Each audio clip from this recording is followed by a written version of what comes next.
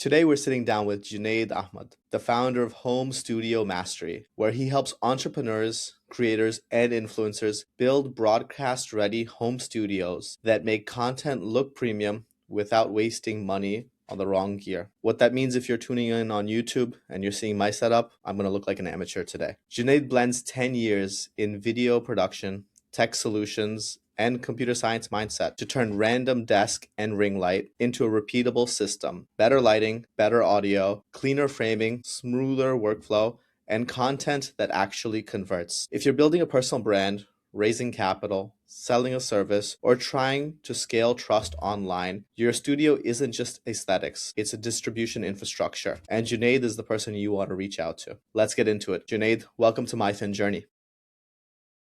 Mustafa, I'm so excited to be here. Thank you so much for inviting me. I love conversations. I love talking to people. And what's funny is that I wasn't like this when I was growing up. My mom would be like, hey, you never talk. How come you have a podcast? I'm super excited that I've come to the other side now.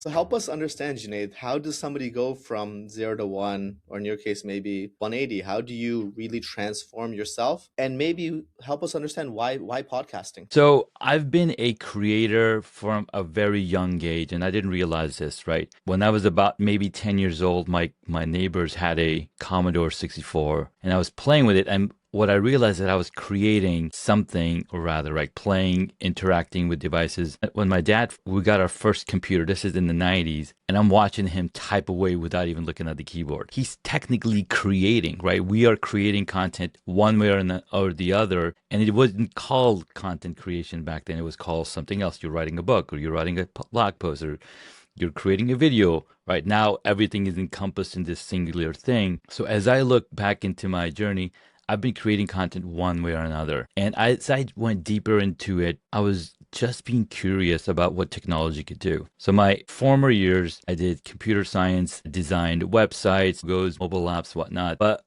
what was always pulling to me is, how do I get my message out in more ways than the other? My blog, you can go back and look to all the way back to 2004. So I've been blogging since then, and I discovered something about podcasting. I was like, what is this podcasting? And I would listen to them. And then so we stepped into podcasts in 2012, myself, my cousin, and my brother-in-law, and we ended up recording 4 episodes. And then because we didn't have the technology like Riverside or Zoom back then, but we got moving in that direction. Fast forward to 2018, I've been itching to start this podcast back up, but I didn't know how to get started. I mean, I knew how, but I didn't know what to talk about even. And lucky for me, I love reading books. I love reading non-fictional books, self-help books. And this book that I was reading by Gary Vaynerchuk, crushing it. And at the end of the book, he says, just document your journey. If you don't know how to tell a story, just document your journey, because you're going to find the stories in that journey. And a light bulb moment went off. And that exact moment, I started my first episode talking about beekeeping and Beyonce in that first episode.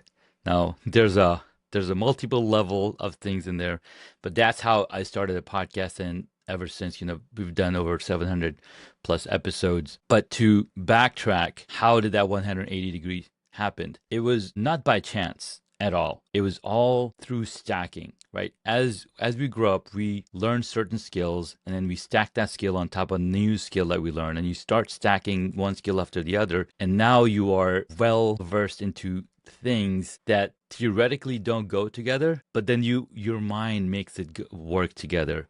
And the most beautiful example you can look right now, there's so many companies that are marketing themselves as Uber for dogs, Uber for cats, Uber for gardeners, because Uber created an ideology where it brings a driver and a passenger together, and they get to the destination that the passenger wants to get to. So that's an ideology where ideas are already, something Seth Godin says, everything that needs to be invented has already been invented. The next invention comes to, how can you take 2 separate things all together and bring them together? And I've been really fortunate to be able to bring those multiple things together over my past few years. So that's the short of it of how I did the 180 degree. And what's funny is that I'm going back into my prior training of UX UI design as I work on something new. Love that, Junaid.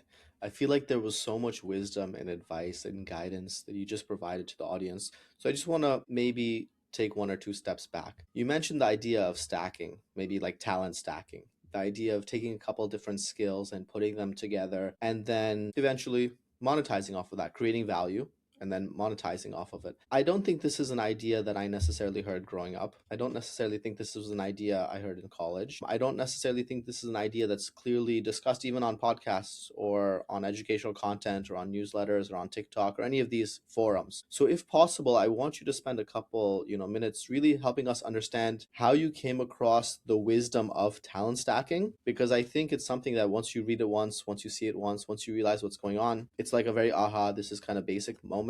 But a lot of times it's those simple steps that really help people lay the foundation to aggressively scale.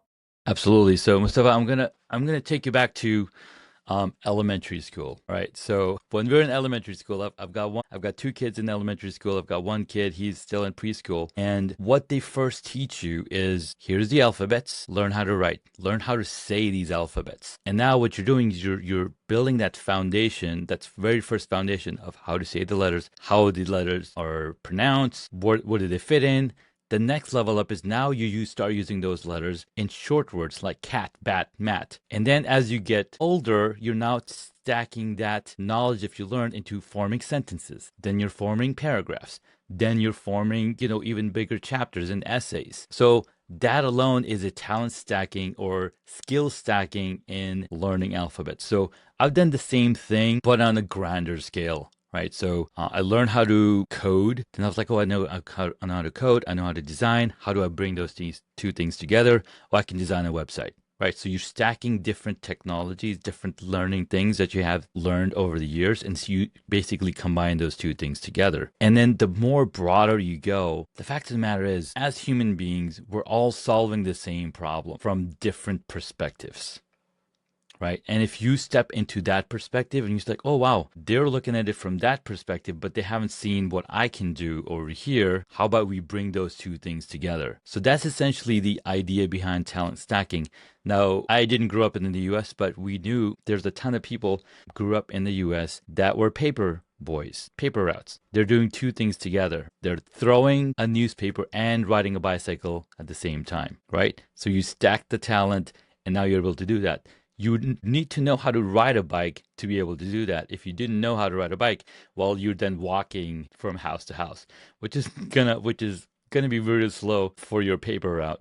So again, you're stacking different skills in one place. If you go to the basketball route, right, there's a skill to actually throw the ball in the hoop versus taking the ball from one side of the court to the other side of the court. How are you blocking? Again, so we're stacking in ways that you might not see it while you're in it, but in hindsight, we've been doing it all our lives. That's how we learn different things. When you go to college, again, you're in first grade, you learn certain elements. Then second grade, you're building on top of those technologies. And I think in life, people say, oh, I've graduated from college and I have this degree. Does that mean that they stop stacking skill sets? Not at all, right? It all comes down to the mindset. Like, I'm continually learning, even at this age, new things that didn't exist before. And it blows my mind, like, what's capable right now. We are in February of 2026, and just a few days ago, ChatGPT or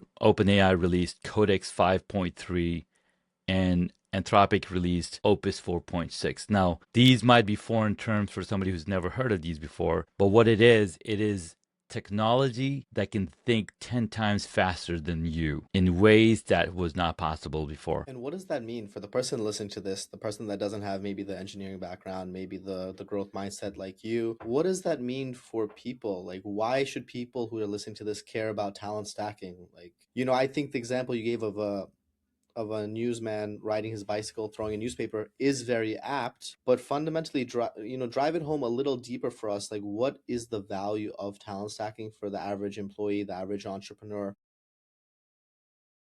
Absolutely. So what it does for you, for example, just earlier, I was watching this video of a friend of mine. He's a serial entrepreneur, right? And he's started new companies and he's launched new products, but now he's in a position where he's inside of a company and he's able to bring in his knowledge of entrepreneurship inside the company and become an entrepreneur. Like he's bringing people together inside of the company to work on a new product or a new project. So I think that's really important when you take your past experience and say, how is my past experience going to help me level up in my second experience in my current place? And there's so many parallels. The thing is, we just have to open our mind, and I think podcasting or even journaling helps you do that, because when you empty your mind then actually becomes a processor as opposed to being a storage device, which unfortunately what we've been using it as a storage device than anything else. Hopefully that answered a little bit of your question. It does. I love it, Junaid. What I would say is, Junaid, that it's curious to me that, you talent stacked, you grew, and then you decided to go in maybe very deep with podcasting. I'm very curious to understand why, because when you were a kid, I can definitely imagine you having a conversation with your parents and they're like, "What are you going to be when you grow up?" The answer probably was not, "I'm going to be a podcaster," or Mm-hmm. "I'm going to master, home studio setups." Like, help me understand what led you to be who you are today and why you think it's so valuable to really niche down in this niche. So when I was growing up, I actually wanted to be a pilot, and then my dad brought a computer home, and then that all that changed, right? But I think what I wanted to do has nothing to do where I am today, mainly because what I wanted to do then was just follow my curiosity. Right. A lot of times we're told, don't follow your curiosity, don't try a new thing, because people are always looking at what are you going to get at the end of it. But what if you don't know what the end is? What if the end is constantly moving further away? Right. And if that's the situation, then you are going to say yes to everything, because that connection alone might take you to in a direction that you never had thought of. In Islam and Muslims, we are told to have tawakkul in Allah subhanahu wa ta'ala, right? What does that mean? Having pure belief that I'm going to do this and I'm not expecting anything back. Allah subhanahu wa ta'ala is going to bring from the ghaib, from the unknown, things that I didn't even imagine were possible, right? So you have to have that solid belief that whatever you're doing is for the betterment of mankind, right? So having that clear thought in your mind is very, very important, because if you have some ill for somebody, then, you're already going the wrong direction. It's a very powerful response, Junaid. And before I dive deeper, because there's a couple different angles that I want to go into, I want to take a second and pause to say, if you're watching this episode, if you're enjoying what Junaid is saying, if it's helping you grow, please hit the subscribe button, hit the like button, share it with one other friend who can learn and grow. Because ultimately, what Junaid's talking about isn't just about business, it's also maybe a framework to life. And more importantly than that, I think he's talking about some things that you probably won't hear from your surrounding environment, from your educational system. Because normally when we think of things, we think of it as very linear. I'll get this education and I'll go and get this job. Meanwhile, Junaid, it feels like you're talking about the idea of pursuing different avenues to grow, maybe following your passions, maybe a bit abstract, to then ultimately see where you end up. Help us understand, Junaid, how has this played out in your life and how has this impacted your financial journey?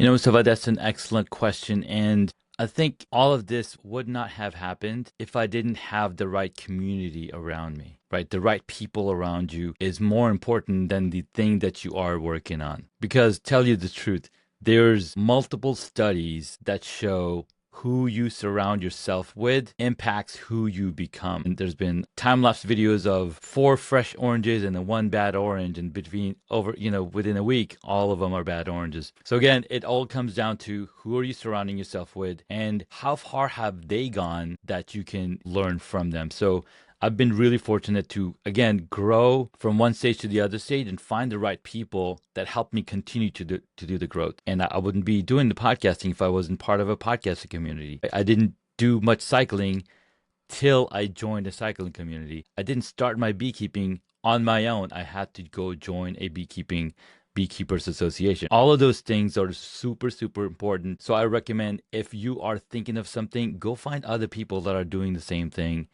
so that you continue to grow in that. So how did it change for me financially? Well, when you build a foundation of expertise in one place or another place, people start to notice. People start to see, oh my God, this guy's doing this. And it feels like an overnight success, right? But they have been working on that for the past 10, 12, 13 years. And then you see the change. Now, why does it take that long? Well, let's take a look at how long a child takes before they can make up their own mind. By year 5, yes, they can walk around, they can do lots of things together, but they still need assistance.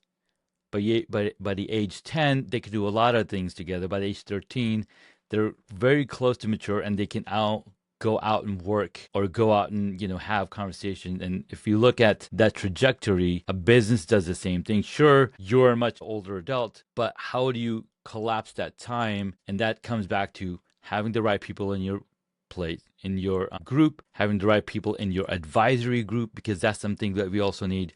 We need to have advisors that have gone and done larger things as opposed to people who are trying to get to your level. So you need both communities. So you have a community of people that are trying to get up to your level. Then you have a group of masterminds where then you're trying to level up. So I think all of those come together. And financially, what that does is you're now getting the referrals from your community, from your mastermind, because you have been doing that one thing for so many years. I was fortunate enough to write a book on the topic of home studios 2 years into me helping people launch, set up their studios, because I was getting the same questions over and over. So I wrote the book, 7 Stages of Home Studio Evolution, which you can find on Amazon or any other place. And that basically changed my life, because now I have people all over the world buying this book and contacting me like, hey, Junaid, I read your book. Can you help me set this up? Right. So again, having that foundation, having gone through the path is super important. And here's the fun thing, Mustafa. People might be reading a ton of books, but until you take a step and go outside and put your shoes on and do the running, you're not going to see the road the way it's meant to be. I love that, Junaid, and I love the fact that you alluded to this book. I believe you're writing other books as well, so we'll transition to that in a bit. But I want to focus on this book first, right? Like I'm a very healthy skeptic. Maybe most buyers, consumers are. So when you're talking to me as like an entrepreneur and you're saying, "Hey, I wrote a book," I'm like, "Great. Did you write a book because you wanted to write a book, or did you write a book as a lead magnet to get more business? What was the intention, and did it realize that intention, or was it more maybe what you mentioned earlier, like, hey, I'm going to do this and we'll see where it leads?" Help us kind of understand your thought process, Junaid. Maybe for the entrepreneurs that are listening to this, that are thinking, "What's the right way to grow?" And I think there's inherently a problem with that question. But help us kind of unpack this, Junaid, if you don't mind, with your own experience as an author. Yeah, so as I was already thinking about writing a book on the topic of home studio mastery, right? But I was like, it's going to be on the nose. It's going to be very poignant, and then then you got to go market. But I was like, what are people already asking me questions? What are those questions? Anybody's like, hey, I have this budget. What should I start with? I don't want to spend too much money. What should I start with? So in the 7 stages of home studio evolution talks to you, no matter where you are, the key to all of it is to get started. Even if you have a smartphone, just get started with a smartphone, because you've got to do the reps. My very first videos were shot on my smartphone, iPhone 5 that I recorded. I edited the entire video on it. I posted it on YouTube, and within days it had 30. Now the reason, there's a couple of reasons why that happened, but then the other reason why that's important, because I took the step and action to say, hey, this is what I want to do. And then as you go down that path, you start to discover new things and other things that are going to help you become a better learner, become a better implementer of that thing. So that was the first thing. Second thing, the book was actually, I read a newsletter or a lead magnet from Robert Kiyosaki, and he said 7 levels of investors. I'm like, okay, what are these 7 levels of investors? So I'm reading the book. So I'm reading this ebook or pamphlet. I'm like, wow, this is really interesting. And how can I use this to help people set up their studios? So in the book, I have the 7 levels. The first level is, or the first stage is, you're a novice. Everybody's a novice because we just have a smartphone and it can record beautiful videos. I mean, right now you can record 4K to 8K videos depending on which phone you have, which is kind of insane. The second thing is, now that you have your phone, what are you doing with it? Go do a 30-day video challenge where every single day without fail you're recording a video, because it's going to get you out of your head. Again, back to that topic that I mentioned, our brains are not meant to be storages. They're meant to be computational things. So when you're speaking out, when you're writing down, when you're recording a video, you're emptying your mind so that it can do more. And that's what ends up happening, because now that you're doing more, your brain starts seeing different angles and starts connecting them together. I love that, Junaid. And I want to circle back to something you said maybe earlier in this conversation. I think you cited Gary Vaynerchuk in his book. It feels like his book ended with a similar type of statement. Like you just have to take one step. You just, how you worded it, you just have to get started. How important is that, Junaid, from what you see both in your circle, in your tribe, in your networking communities? Like the people who are successful versus the people who are not. Is it that the people who are successful are just born with silver spoons, or is it, something different? I mean, the silver spoon is going to help you a little bit, but not that much, right? Why won't it help that much? Because you still have to do the work. Most people think, oh, I have all of this. Doesn't mean that they don't have to do the work. I can bring somebody else and put them in the studio. They're going to look the same as I look. But the question is, will they be able to speak with confidence like I am? Not really, because they haven't done the work on that part of the thing, right? So that's what I mean. You still have to do the work. In my community, in my places, I have found that the quickest way to success, the quickest way to get to anywhere is to get started.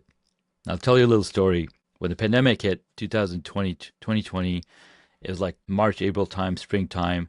And I'm talking to my cousin, and he's telling me, I'm going to put a garden together and gonna grow tomatoes and whatnot. I'm like, I want to do that too. Awesome. So 3 weeks later, he's like, dude, check out these tomatoes. I'm like, what the heck? What did you do? He's like, well, I got started. He got started. He put his beds together. He put the seeds in. But if we don't even plant the seed, how are you supposed to get the fruit, right? You're not going to get the fruit right away because there's the time thing you got to wait for. So you sow the seed, you tend to the seed, you let it grow, the sun, the nutrients and whatnot. And now within 3 to 4 weeks, now you have some fruit. So again, without getting started, we can read all the books, we can follow all the courses, we can watch all the videos, but none of them are going to help you unless you get started. So that's been my message, like from day one, like just get started. You want to go up the stairs? Okay, let's go. Let's take step 1. Let's take step 2. And if we watch our kids too, I don't know if you have any, but if you watch our kids, they start crawling the moment they can, right? They don't give up on anything, because if they start crawling and then from the crawling stage, they're like, I'm going to start walking. In the beginning, they're like waddling and then they fall down. You're not going to tell them, oh, I don't think walking is for you yet because you keep falling down. No, they're not. They're not going to give up. They're going to keep on trying. And unfortunately, as we grow older, we stop trying. We stop giving us the chance to even try something new, right? So we stop that. And the most beautiful thing that I remember from Thomas Alva Edison, he's like, I didn't fail 10,000 times. I just know 10,000 times. I just know that 10,000 different times or different ways that it's not going to work. But he wouldn't have gotten there unless he had gotten started. Junaid, and it rings true for me, from my perspective, from what I've seen in life. But I guess the other perspective is that serial entrepreneur who's always failing, right? I was talking to a gentleman yesterday and I was like, maybe you'll be, Colonel Sanders, the founder of KFC. Maybe you'll be successful when you're 65. And he was like, God, no, I hope it doesn't take that long. So when you're talking to people, when you're mentoring people, when you're raising your young kids, like you mentioned, how do you instill this growth mentality to say, hey, it's not a failure, it's just a setback, to say, hey, let's pivot. This is one way that won't be successful. How do you instill that mentality while also saying, these are the things you can accomplish, these are things you probably can't, this is the most efficient use of your time ultimately, is the question that I'm trying to understand, Junaid. Yeah, so what you want to do is show them examples of somebody who hasn't done well, but they keep trying, they keep trying, they keep trying. And guess what? In 30 days, in 60 days, in 90 days, they are on top of the world, because all we need to do is 1% better than yesterday. And in 90 days, you're 90 times better than when you first started. That's why it's so important to continue to grow every single day. I don't know if you know this, Mustafa, but every day our brains have 1,400 new brain cells that are born every single day. I did not know that. That's awesome. And these brain cells go towards the part of your brain that needs most help. Meaning, if you're learning a skill, those new brain cells are going to go fill in that area. I'm like, hey, we need more help over here, more neurons over here, please. And they actually did a study of taxi drivers in London. They took a brain of somebody who's been driving taxis for 10 years versus somebody who's been doing it for 3 years. Now, fun fact, I don't know if you knew this, but taxi drivers in London are not allowed to use GPS devices. Yeah, they have it memorized. They have to have it memorized. So what do you think is going to find a difference between somebody who's been driving for 10 years versus somebody who's been driving for 3 years? The part of the brain that's dependent, that's responsible for navigation is much larger in the person who's been driving for 10 years versus the one for 3 years. Because again, your brain is going to grow and is continue to growing. And when you stop learning new things, guess what happens? We start deteriorating, our memory fades, we have Alzheimer's, we have Parkinson's, like all of these things start happening because we stopped innovating, we stopped growing, we stopped learning. So get started, keep moving forward, because that is the best way that even Allah subhanahu wa ta'ala told us, right? Go to Chin if you have to learn, if you want to learn something new. And what's funny is that we live in this space and time right now that literally everything in the universe, everything is at a tip of our fingertips. The question is, what are you waiting for? I love that, Junaid. I love that. So if we were to take a page out of your book, if we were to look at like the Quran, the religious text, we'd say, God swears by time. Like surely man is at a loss except, for those who reflect. If, somebody was listening to this, if they were a Muslim, religious, whatever it is, and if they were looking at it saying, hey, what Junaid's saying is resonating. He's clearly very focused on talent stacking. What is he doing in 2026 to continue to aggressively grow 1% every day? What would that look like? What would that answer be?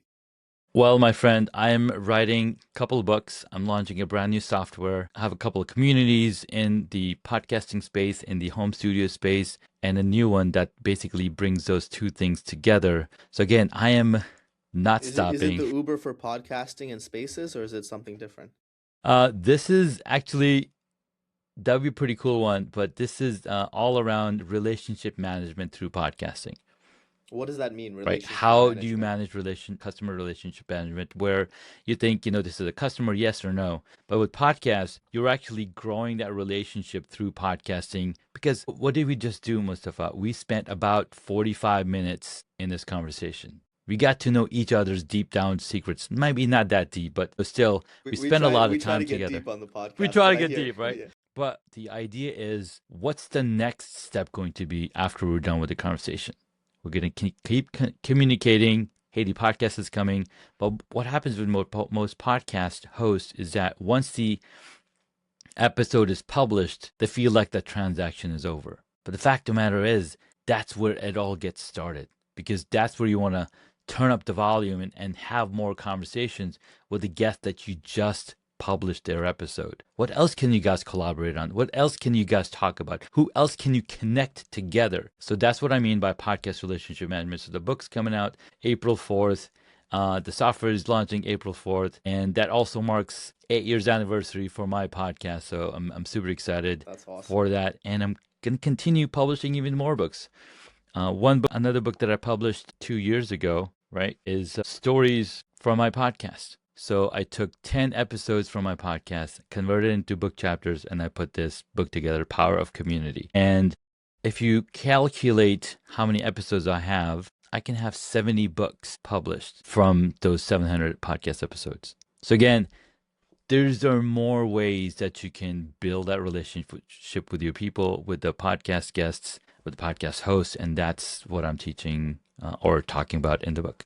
I love that, Junaid. So for help us understand from an entrepreneur's perspective, or even from a person who's not an entrepreneur, from an employee's perspective, why is the personal brand important? Why is the podcast important? Why is having, let's say, the same information on different mediums, different forums? Why is that so important? And then also, if you could, Junaid, maybe link that to like the lifetime value of, the product that you're building that doesn't exist in the market. And just ultimately, Junaid, what I want to do is I want to kind of understand your mentality. And I want you to kind of walk through your thoughts so that other people can, when they're growing new brain cells today, maybe they'll grow new connections to say, hey, this is how I can be a little bit more strategic like Junaid. So Mustafa, when we go to college or school, let's say our expertise is going to be in finance. Maybe it's going to be in writing or English writing. You take a lot of English classes, or you take a lot of financial classes, or you take a lot of mathematics classes because you want to be an expert in that space. Why can't you just do it once and be done with it? Because our brain haven't grown. So the more you talk about the journey that you've been on, the more you talk about your own expertise on many different podcasts, the more signals you're sending to the world that this guy is known for this topic. The more signals there are, the more people are going to know, oh my God, if I'm searching home studio architect, Junaid keeps coming up. He might have done a ton of episodes on that topic alone. That's why guesting on podcasts and talking about your expertise is so important. Let me give you a little quick example. When Matthew McConaughey released his book, Green Lights, this is in the middle of pandemic, he guested on 500 podcast episodes. He was a guest on 500 podcasts. How many was he right? on before that? Like excluding this book or whatever. Not Is many. He a big podcaster is what I'm trying to understand. No, he was a guest. Yeah. He didn't, he's been on TV shows or talk shows promoting his movies over the years. So podcasts do the same thing for your personal brand. Now, we already know who Matthew McConaughey is because we've seen him in a ton of movies. But as you, like, who are you, right? You build that personal brand and people start to learn who you are. Like if I mention Tony Robbins or Michael Jackson or Steph Curry, they're personal brands because they have a public appearance. But as a business owner, you and I, the only way we can build our personal brands is if we talk about what we do on many different platforms. And then those signals accumulate and make you the expert on that topic. So that's why it's so important to build that personal brand. Did you know that Richard Branson has about 2 million followers on his Twitter compared to Virgin, the company that he manages, which has probably 400,000. So that's why personal branding is so important. If I said Jesus or Prophet Muhammad sallallahu alaihi wasallam, they are essentially the vessels that God sent his message through, right? Prophet Muhammad sallallahu alaihi wasallam, he received the message, the Quran, which then came to us, but it came through a person. Because as human beings, we follow stories and we trust a person over a non-inanimate object. Until AI came in. AI might well, even then, AI still requires these personal brands that like they're creating human-like personal brands because we relate to those. This comb is not going to have a personal brand because it is a product, right? But as human beings, we have stories, we have so much depth, and the relatability is what's going to connect people much more deeper than anything else. So become relatable, become somebody that people want to learn more. And if you constantly talk about the things you sell, people are not going to be interested in learning anymore because we get plenty of advertisements on our smartphones, on our social media, on YouTube, what have you. People don't want to listen to ads unless they're a Super Bowl ad, which is, more entertaining. I don't know if people want to listen to ads, but yeah, I hear your point, Exactly. Junaid. And I guess, the other question that I would have for you is some people fundamentally look at self-promotion and they just feel like a pit in their stomach. They feel a little bit of disgust. Maybe they feel like it's the antithesis of being humble, let's say. I think, a lot of this conversation, the subtext has been religious. So let's kind of shine a light on that. Sometimes it feels a bit arrogant to self-promote. So Junaid, in your own journey, what have you found? How do you kind of navigate that? So instead of promoting the products and services that I offer, I actually ask very poignant questions from my audience. So let's do that now. I'm the audience.